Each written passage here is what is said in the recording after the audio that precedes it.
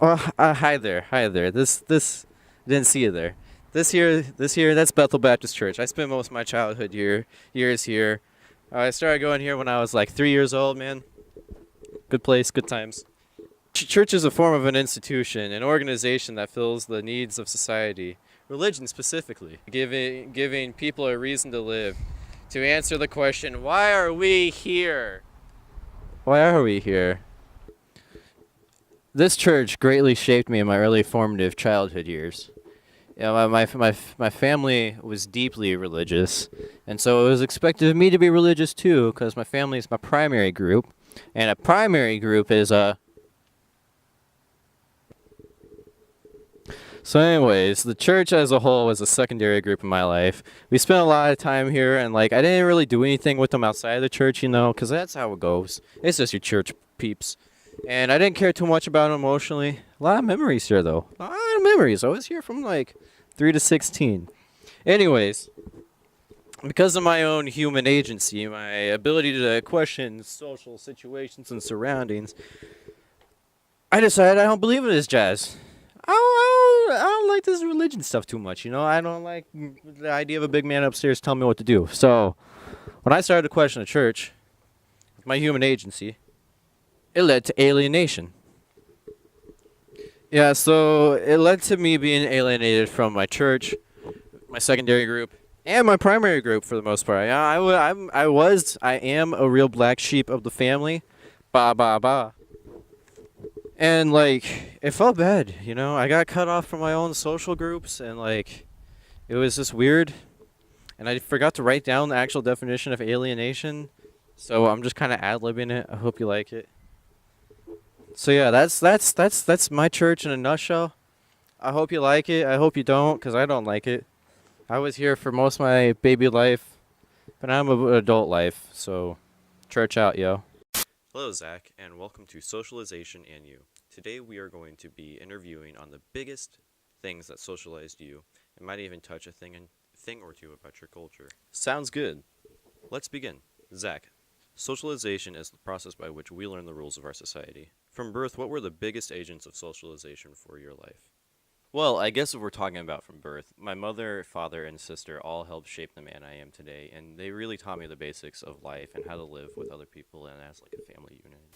Most people have a similar experience to yours. It can take a while for this socialization to become internalized, though, to become rooted into our being. Can you think of a story from your childhood when you hadn't yet internalized the socialization from your family?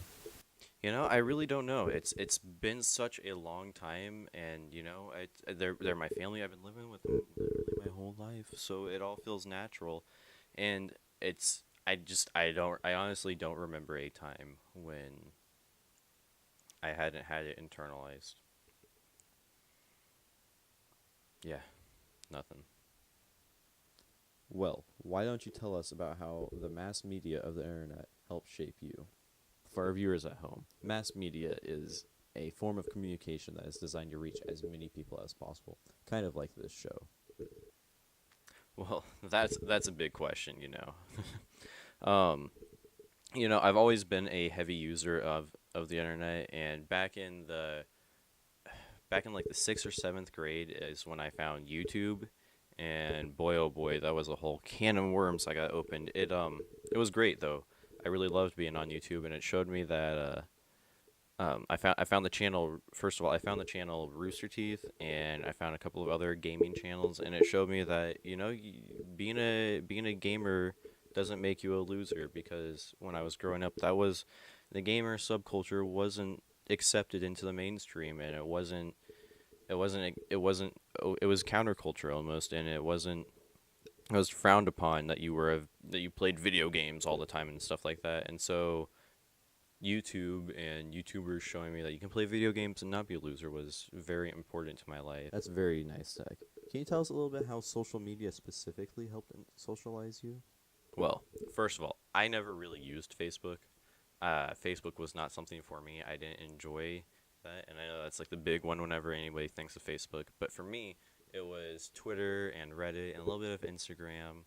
Never really used Tumblr or anything. I've never really been a huge social media user, but it did it did have a pretty big effect on my life and definitely led to some socialization as well, like the name of the show, socialization in you. It definitely did lead to like teaching me things that I don't necessarily think were good, and I've tried to counteract them. Social media teaches you that if you have flaws or faults or anything like that, it's wrong and that you're bad and weird, and that's not healthy. Social media is just a highlight reel of your life, and that's not your life. If you're only looking at the highlights, you gotta look at the good and the bad and the ugly. And so I think it takes a long time to grow past that and to grow up, but it's very important to learn that social media is fake. So, a quick little addendum here. As I was editing the video, I realized that I forgot to talk about looking glass self, a big part of what social media does for our socialization. We see ourselves in the reflection of others, so how others treat us is how we see ourselves. I think that's what we're going to go with. How others see us is how we see ourselves. Social media was a place where I formed a huge part of my looking glass self because I thought, oh, if I'm not cool on here, then I'm not cool in general. And so if people don't like me on social media, then no one likes me. I hope this little aside makes sense. Unfortunately, that is all the time we have this week. Please tune in next week to hear the remarkable story of how Johnny Depp was raised to wear as many bracelets as possible and how that shaped his life. Thank you for watching, and good night. Hey, Evan. Yeah, Can you pass me the salt? I guess.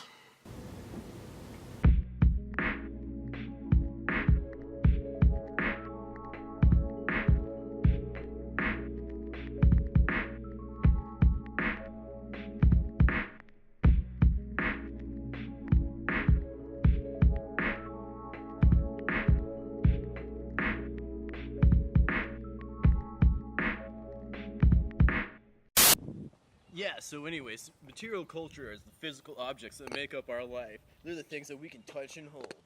For me, a big part of my material culture is my Jeep. This bad boy takes me everywhere. Oh,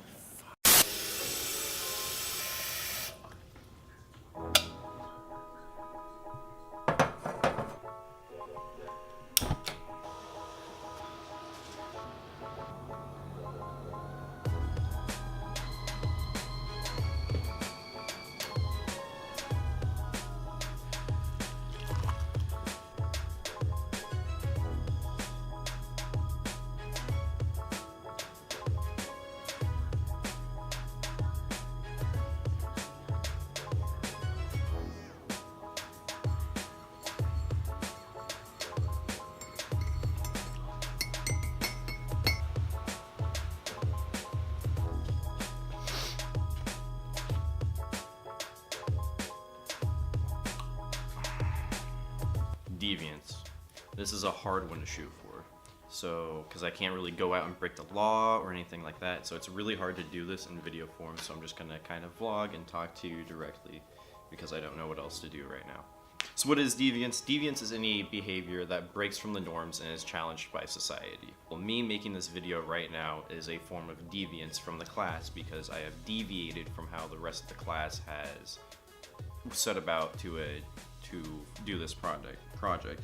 In fact, me making this video is also a form of structural strain. There is an imbalance between the goals set forward and how to achieve those goals, where I am being an innovator in how I achieve these goals. So I am choosing to follow the same goals. I have the same goals as everyone else, but how I achieve those goals is different, which makes me an innovator, as opposed to being a conformist or conforming and achieving these goals the same way as everyone else. So having the same goals as someone else and achieving those goals the same way. I have broken from these norms in how I have chosen to achieve this class project. Cheers. Hi, welcome to High V. Did you find everything okay today, boss? I found everything, thank you. Would you like paper or plastic today? I'm gonna go with paper. Oh, okay. Yeah. Okay, cool. Sure thing.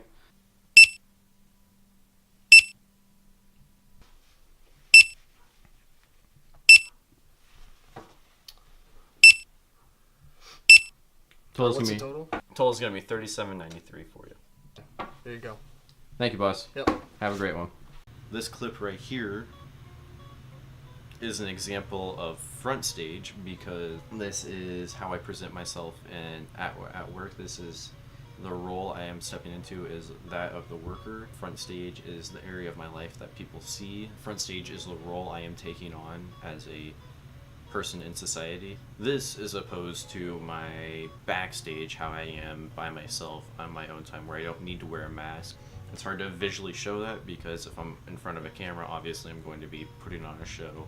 So I guess all I can really do for this is talk about that. My backstage is who I am. I'm lazy. I'm just a lazy dude when I don't have a goal to do. I'm an incredibly lazy person.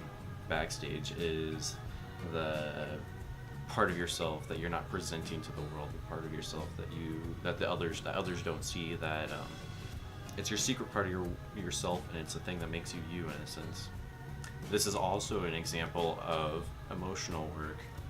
This is an example of me consciously working at managing my feelings at work and trying not to express anger or annoyance at my customer being rude to me. It is emotional labor. It is a job where I work with the public, and because of that and because of social relationships and social relations and all that stuff, I am, instead of physically doing labor, I am emotionally doing labor. I am having to psych myself up, and I am having to trick myself into feeling emotions that I don't really feel, and that takes effort. All of this together adds up to the idea of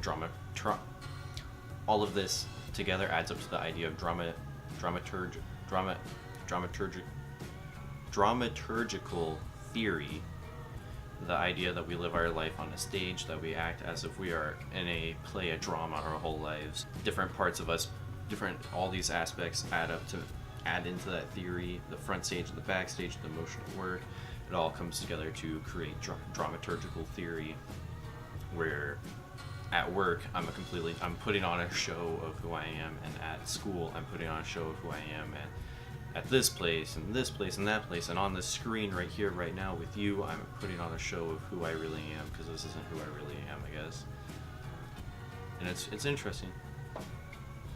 So I hope that makes sense.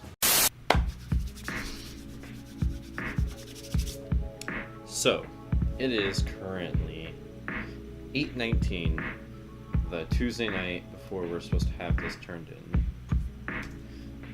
Currently I am in the middle of rendering this project, if you want to see. So you know I'm not BSing you. Let's get this on. Focus here.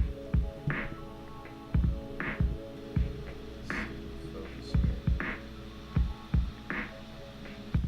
But as I was doing this, I realized I never actually got around to shooting anything for the first chapter. I never got around to shooting anything for the first chapter.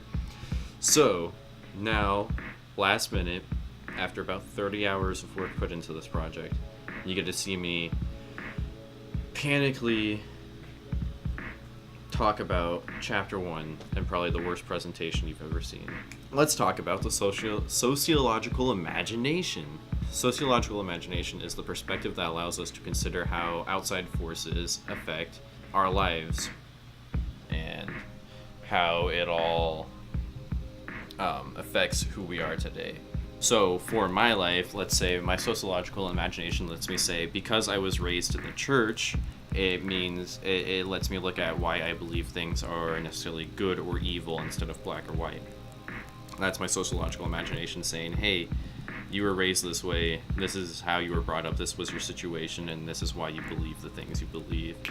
We're going to talk about social order. So social order refers to the way people organize to achieve some valued goal. And in my life, how that happened was, growing up, I was quite poor, and so the church would come together and form social order to help my family have a Christmas dinner, per se.